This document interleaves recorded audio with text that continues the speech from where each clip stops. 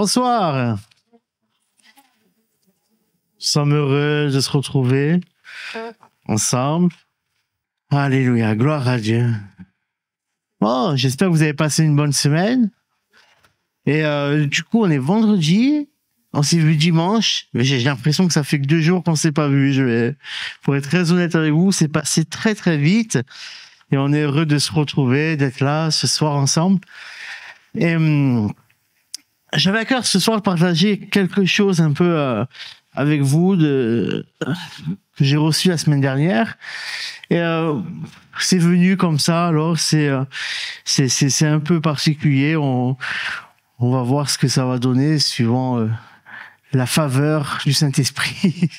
C'est lui qui dirige tout et moi je me soumets vraiment au Saint-Esprit. C'est le patron et c'est mieux quand c'est lui. Amen.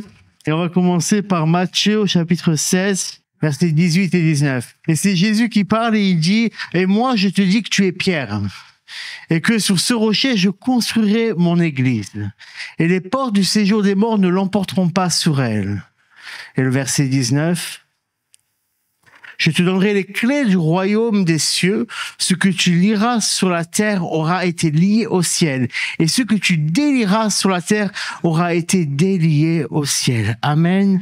Amen. Et je voudrais ce soir juste qu'on parle un peu de l'église. C'est vraiment ce qu'il y a sur mon cœur. Et Jésus, il emploie là le mot église. Et c'est le mot grec qui est ecclésia. Et c'est un mot qui veut dire, vous le savez, appeler à être hors de quelque chose. Appelé à être mis à part, à être en dehors de cela. Et c'est aussi le rôle de l'Église parce que juste avant, Jésus dit, mais qui suis-je?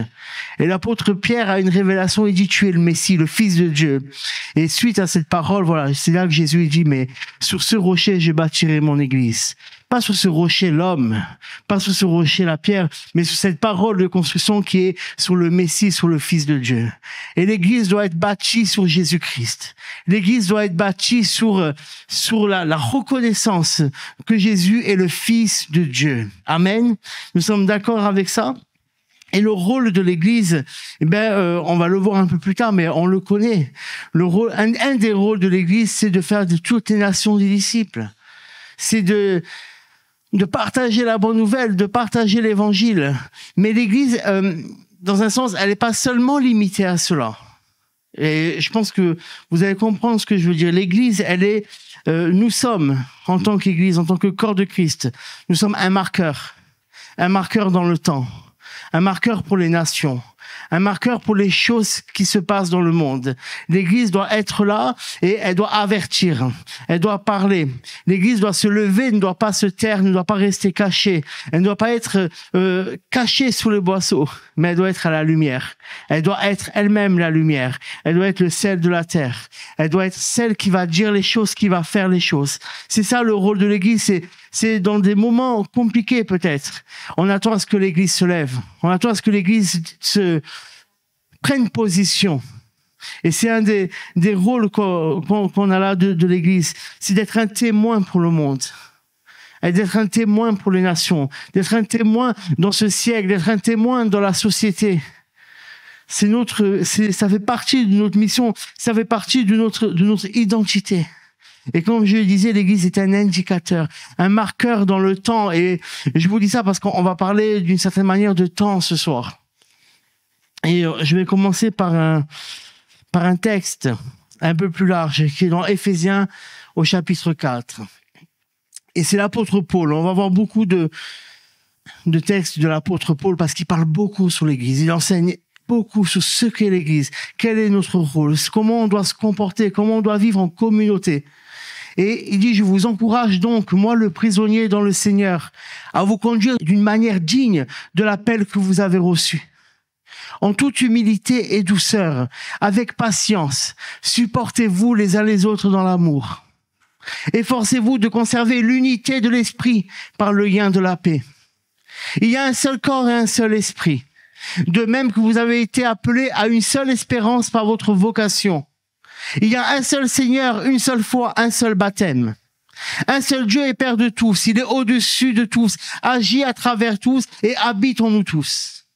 Cependant, à chacun de nous, la grâce a été donnée à la mesure du don de Christ. C'est pourquoi il est dit, il est monté sous les hauteurs. Il a emmené des prisonniers et il a fait des dons aux hommes.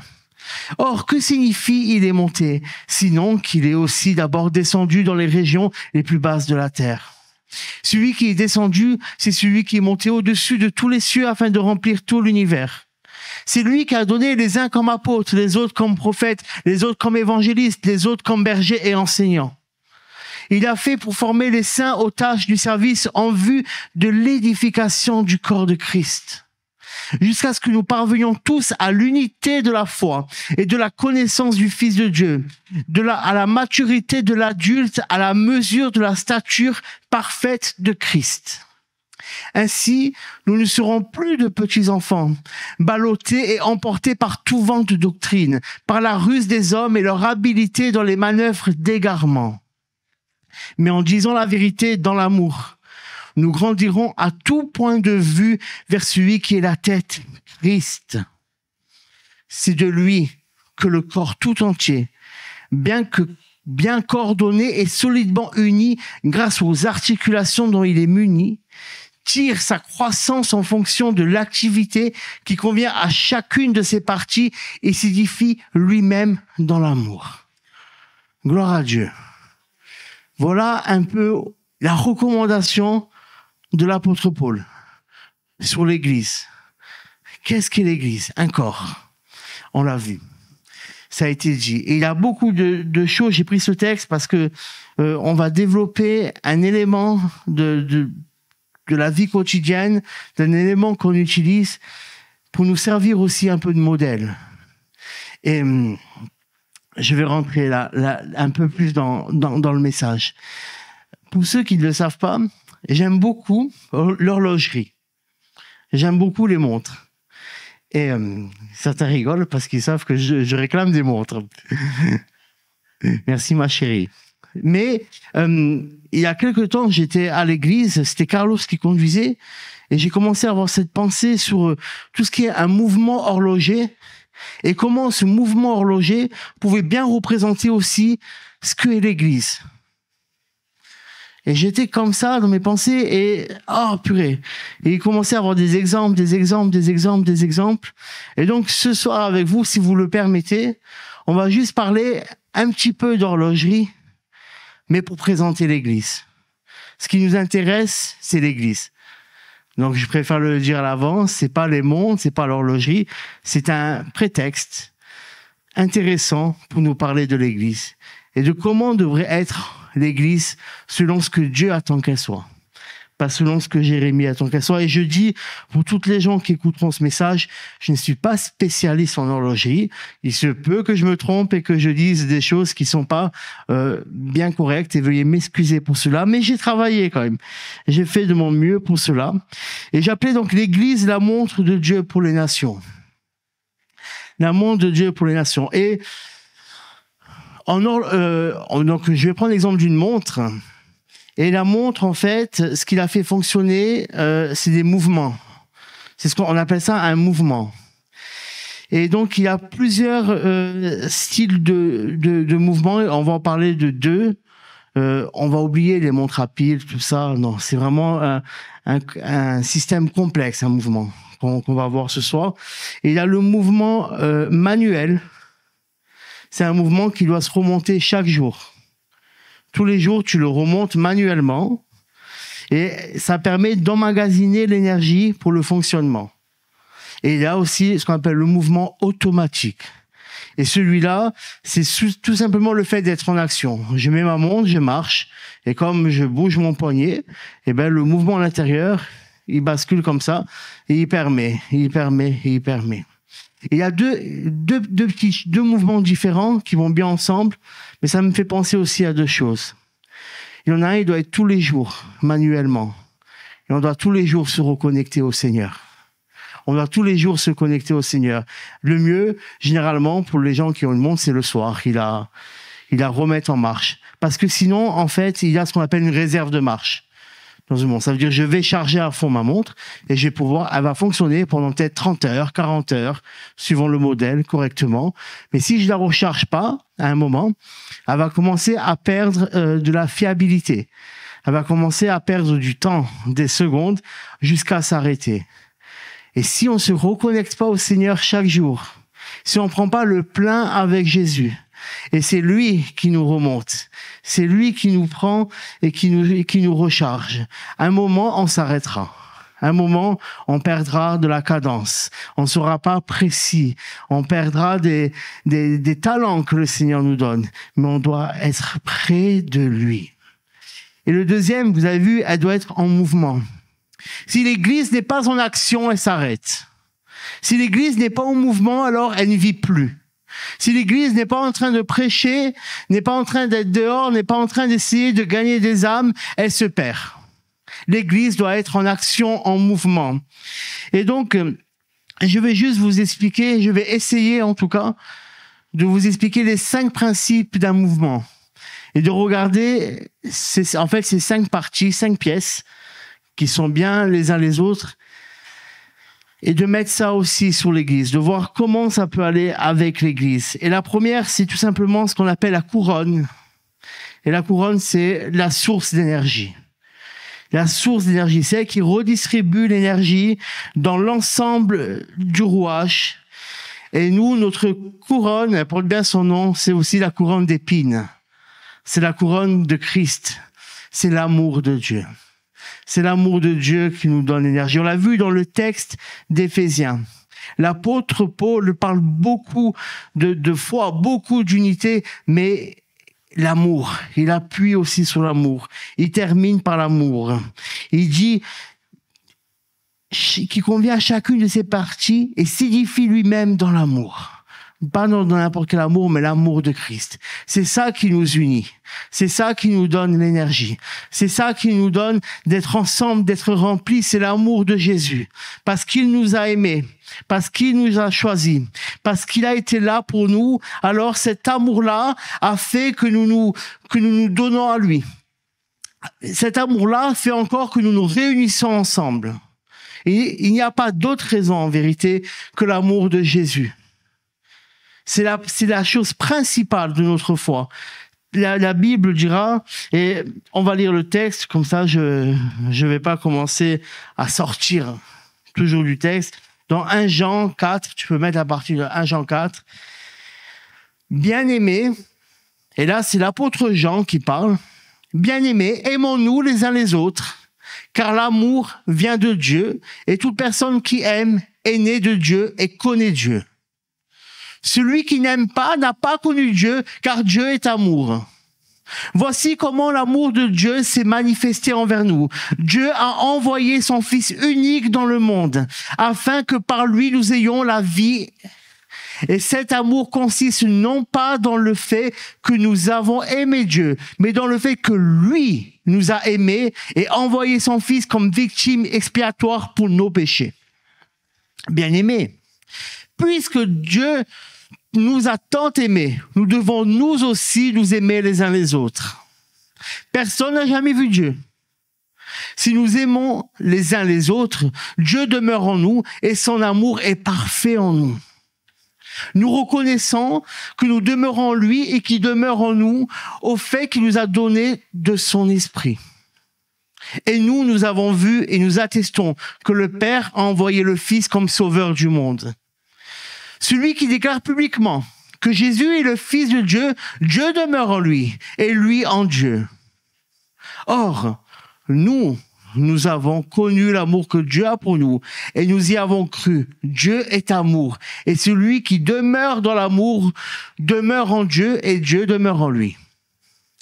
C'est en cela que l'amour est parfait en nous, de sorte que nous aurons de l'assurance le jour du jugement, parce que nous sommes dans ce monde tel que lui, il est. Il n'y a pas de peur dans l'amour. Au contraire, l'amour parfait chasse la peur, car la peur implique une punition. Celui qui éprouve de la peur n'est pas parfait dans l'amour. Quant à nous, nous l'aimons parce qu'il nous a aimés le premier. Si quelqu'un dit « j'aime Dieu », alors qu'il déteste son frère, c'est un menteur. En effet, si quelqu'un n'aime pas son frère qu'il voit, comment peut-il aimer Dieu qu'il ne voit pas? Or, voici le commandement que nous avons reçu de lui. Celui qui aime Dieu doit aussi aimer son frère. Alléluia. Jésus a dit, je vous donne un commandement nouveau.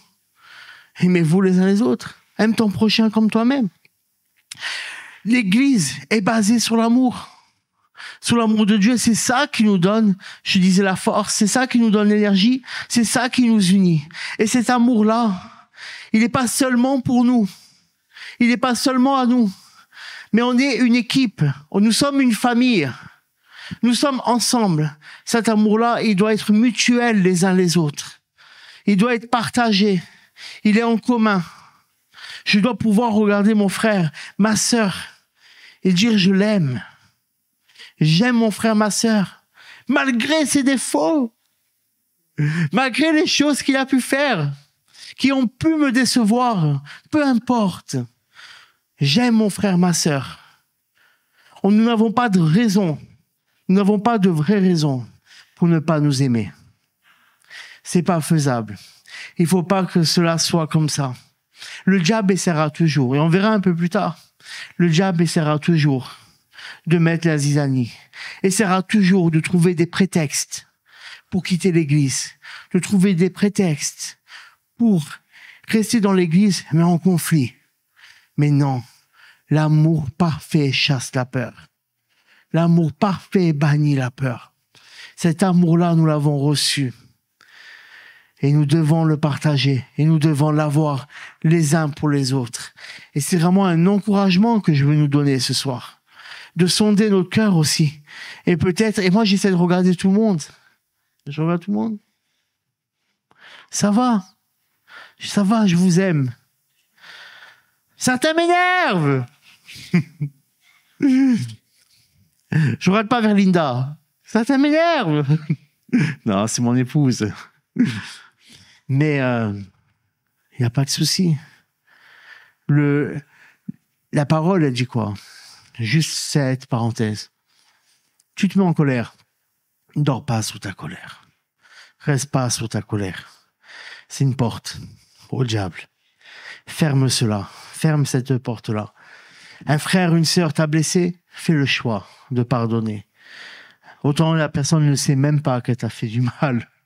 S'est pas rendu compte, ça nous est arrivé. Vous savez, ça arrive d'être blessé, la personne, elle n'a pas fait intentionnellement. Ça arrive nous-mêmes de blesser des gens sans faire attention, vous savez. Il suffit d'un malentendu, d'une mauvaise journée, d'une mauvaise parole, d'une incompréhension, c'est des choses, mais ça doit jamais voler l'amour. L'amour, entre nous, l'amour, il doit être grandissant. Il doit s'épanouir. Il doit se développer. Et il ne doit pas être en radinage, si je peux dire comme ça.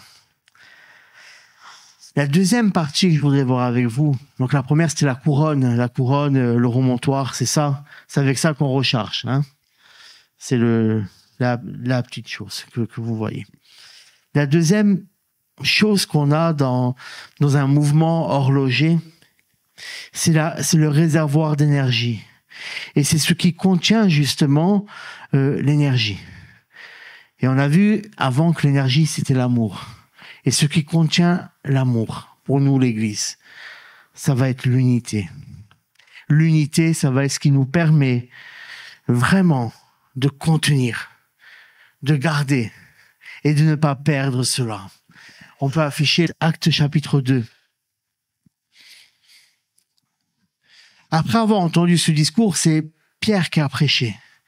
Ils eurent le cœur vivement touché et il dira à Pierre et aux autres apôtres, « Frères, que ferons-nous » Pierre leur dit, « Changez d'attitude et que chacun de vous soit baptisé au nom de Jésus-Christ pour le pardon de vos péchés et vous recevrez le don du Saint-Esprit. » Et un peu plus tard, on voit que ce groupe-là persévérait dans l'enseignement des apôtres, dans la communion fraternelle, dans la fraction du pain et dans les prières. La crainte s'emparait de chacun et il faisait beaucoup de prodiges et de signes miraculeux par l'intermédiaire des apôtres. Tous ceux qui croyaient étaient ensemble et ils avaient tout en commun. Ils vendaient leurs propriétés et leurs biens et ils ont partagé le produit entre tous en fonction des besoins. Chaque jour, avec persévérance, ils se retrouvaient d'un commun accord au temple. Ils rompaient le pain dans les maisons et ils prenaient leur nourriture avec joie et simplicité de cœur. Ils louaient Dieu et avaient la faveur de tout le peuple. Le Seigneur ajoutait chaque jour à l'église ceux qui étaient sauvés. Amen. Amen. Il avait cette unité, ce désir d'être ensemble. Ils avaient tout en commun. Ils étaient là et la communion fraternelle, d'être unis. On a vu le texte de base de ce soir, c'est Éphésiens. Et l'apôtre Paul nous parle aussi beaucoup d'unité dans Éphésiens. Mais vous voyez, dans l'Église, il y a besoin de garder cette unité. Il y a besoin que nous soyons unis les uns les autres pour pas qu'il y ait une fuite. Parce que si, par exemple, si mon réservoir d'énergie est pas bien connecté, eh ben, ma montre, au lieu de pouvoir tenir 20 heures, 30 heures, eh ben, au bout de 2 ou 3 heures, elle va commencer à plus fonctionner, à être déréglée. Et si l'Église n'est pas unie, au lieu de tenir là où Dieu veut qu'elle soit, elle va commencer à être déréglée aussi. Dieu voudra l'emmener à un endroit, elle ne pourra pas aller, parce qu'elle sera limitée, parce qu'elle n'aura pas la force, parce qu'elle aura perdu l'essentiel, l'amour. Elle aura perdu la notion d'origine. Elle aura perdu l'unité. L'unité nous protège en vérité. L'unité, c'est une protection pour nous. C'est une protection pour l'Église. Et on le verra encore un peu plus loin avec un modèle particulier. Mais l'unité, c'est quelque chose de primordial pour nous. Et c'est pas seulement une parole, l'unité. C'est pas seulement dire je viens à l'Église. C'est pas seulement dire je dis oui, amen à tout. L'unité, c'est un état d'esprit, un état de cœur. C'est une position devant Dieu. De dire je suis d'accord, mais pas seulement avec ma langue. Je suis d'accord aussi avec mon cœur. Je me positionne et je me dis oui, d'accord, on y va. Oui, je vais suivre. L'unité aussi, des fois, c'est je comprends pas tout. Ça me dépasse. Moi, j'aurais pas fait comme ça. J'aurais fait autrement. Mais je vais faire confiance. L'unité, c'est être confiant aussi en l'autre. C'est de faire confiance en l'autre. Un couple uni, pour ceux qui sont mariés, il peut pas être uni s'il y a un manque de confiance. C'est à chaque fois que tu sors, ta femme va te dire quand tu fais au travail, ou que le téléphone il sonne, qui est-ce, ou peu importe. C'est pas qu'il y a des choses à cacher, rien à voir, hein. Mais il doit avoir une unité, il doit avoir une confiance. Lorsqu'on a confiance en l'autre, c'est beaucoup plus solide. C'est beaucoup plus solide. Et on a besoin d'avoir cette unité-là. On a besoin d'augmenter dans cette unité-là. L'Église, en termes généraux, je ne parle pas spécialement de Bethel, mais à Bethel aussi, on a besoin d'être plus dans l'unité. Parce que Dieu connaît notre cœur. Et on peut donner n'importe quelle façade. On peut mettre n'importe quel masque, qui que nous soyons. Sourire alors que ça va pas. Dire oui alors qu'on pense non. Embrasser quelqu'un alors qu'on est fâché. On peut le faire. On peut le faire. C'est pas difficile. Mais on a besoin de laisser le Seigneur venir dans notre cœur et nous montrer. Écoute, on va progresser dans l'unité. Tu vas progresser dans l'unité. Je vais te visiter. Je vais te donner les moyens de grandir dans cette unité-là. Amen. Amen avec ça? Un vrai amen, hein? Pas un amen de façade. Gloire à Dieu. La troisième partie d'un mouvement, c'est la distribution. Et c'est ce que je pense on connaît un peu tous.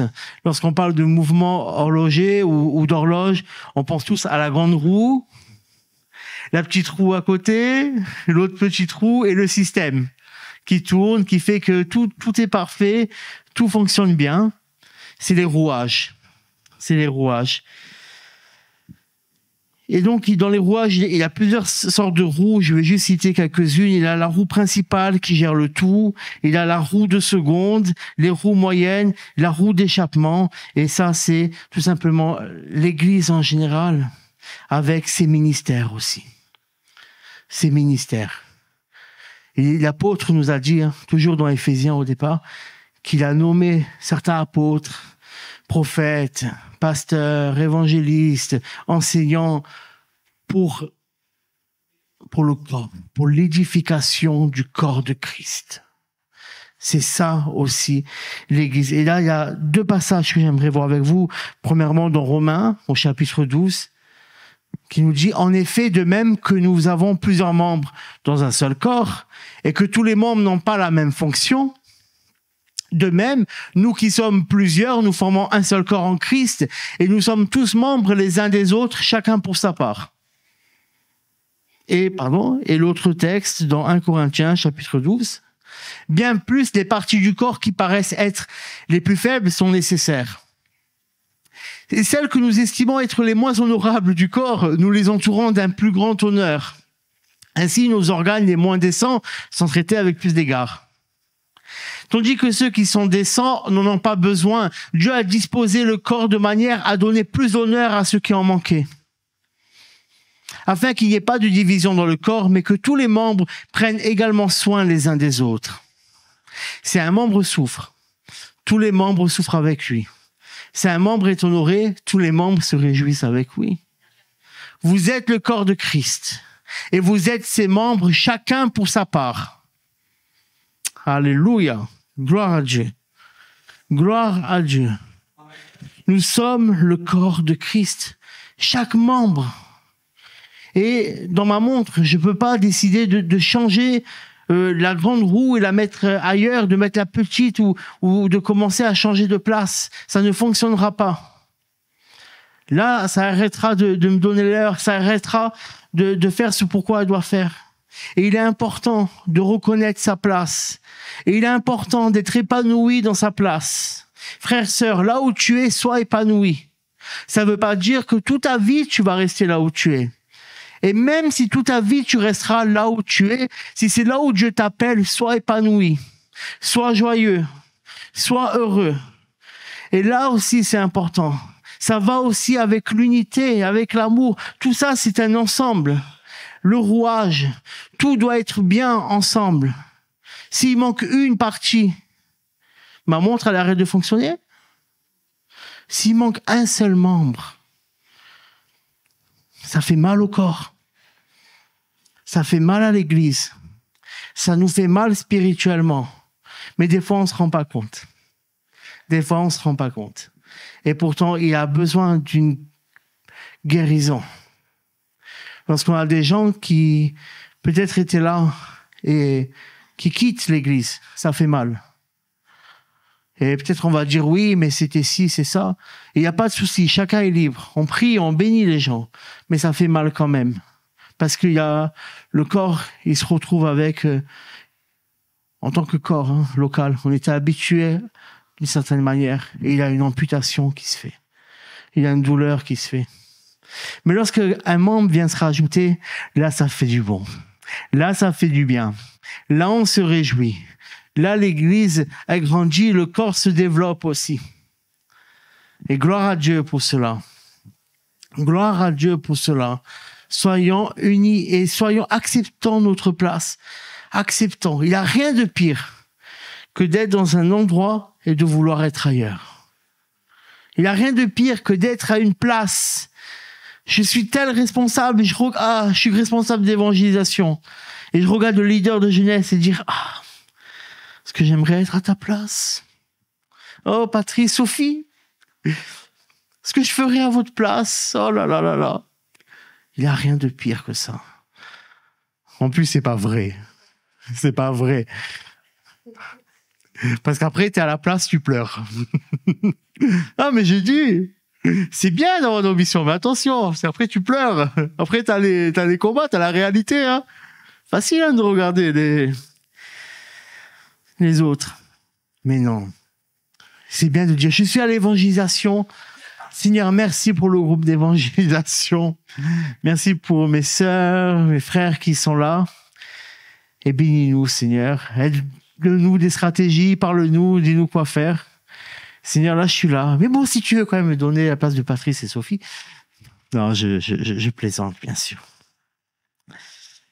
Le contentement, pour ceux qui se rappellent de quoi je parle, le contentement, c'est important, primordial. La quatrième partie de tout ça, c'est ce qu'on appelle l'entretien. Et l'entretien, c'est l'échappement, c'est laisser l'énergie sortir du système. Parce que cette énergie-là, elle a besoin de sortir.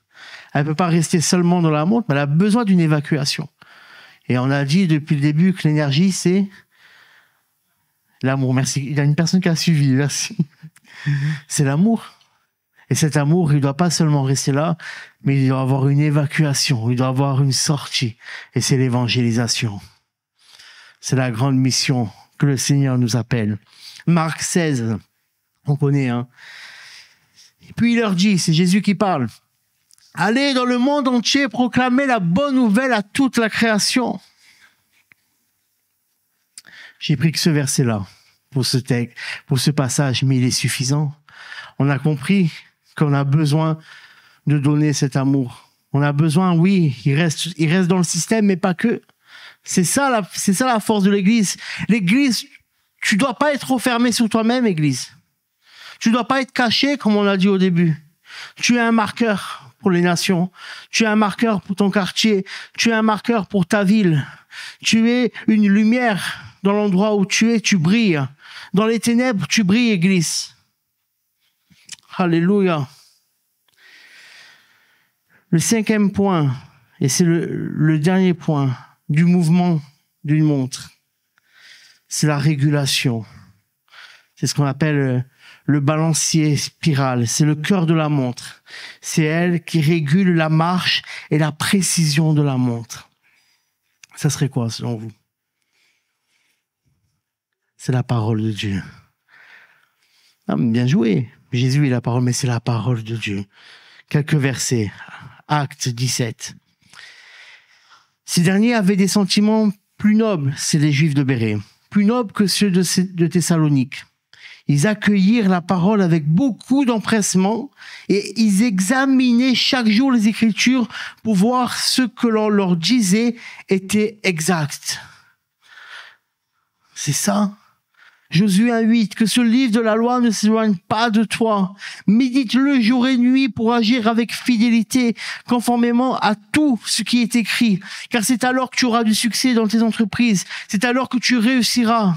Psaume 119, quelques versets. Verset 48, je tends les mains vers tes commandements que j'aime et je veux méditer tes prescriptions. Verset 165, il y a beaucoup de paix pour ceux qui aiment ta loi et rien ne le fait trébucher.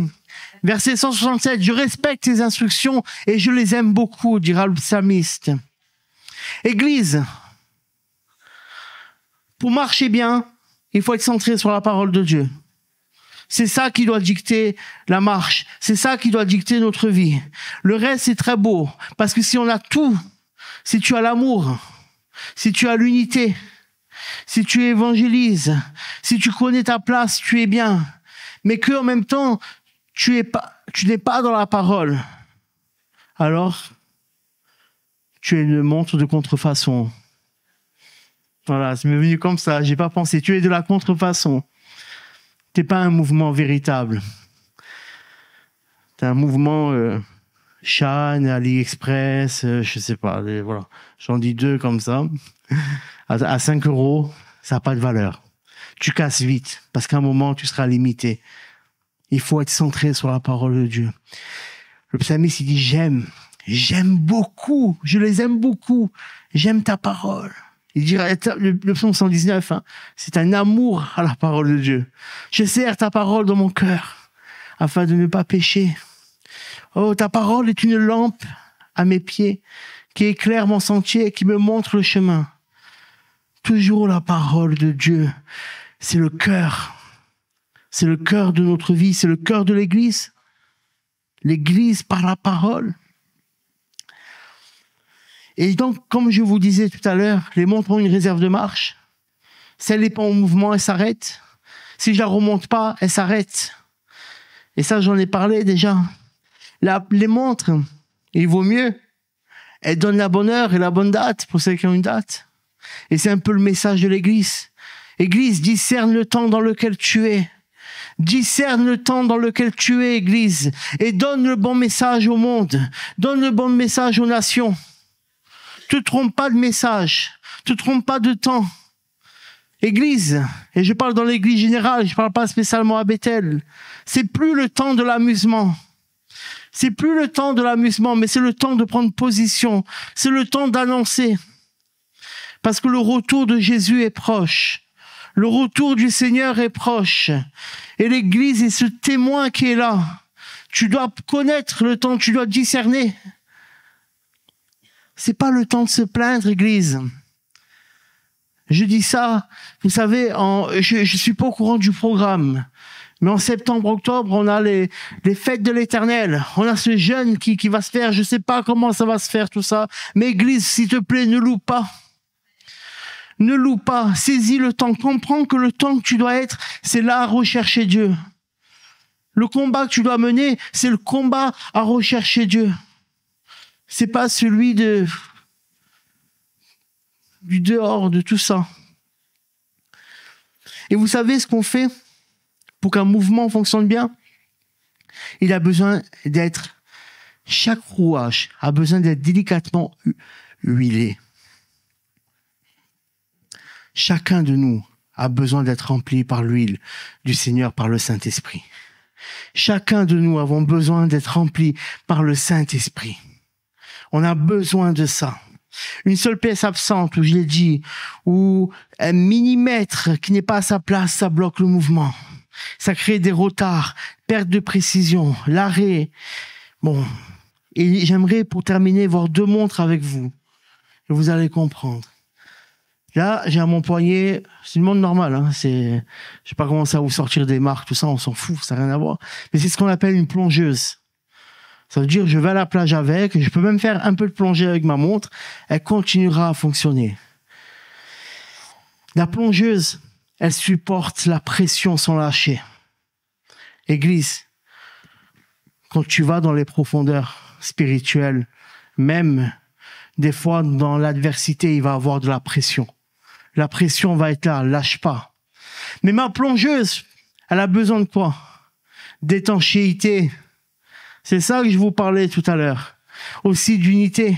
Parce que si elle n'est pas étanche, à peine elle va dans l'eau, eh ben, tout le système, il se noie. Et on a besoin d'être dans l'unité parce que si un de nous n'est pas dans l'unité, alors il y a un petit trou. Et le jour où l'église va être dans la profondeur, alors il y aura ce qu'on appelle une brèche spirituelle.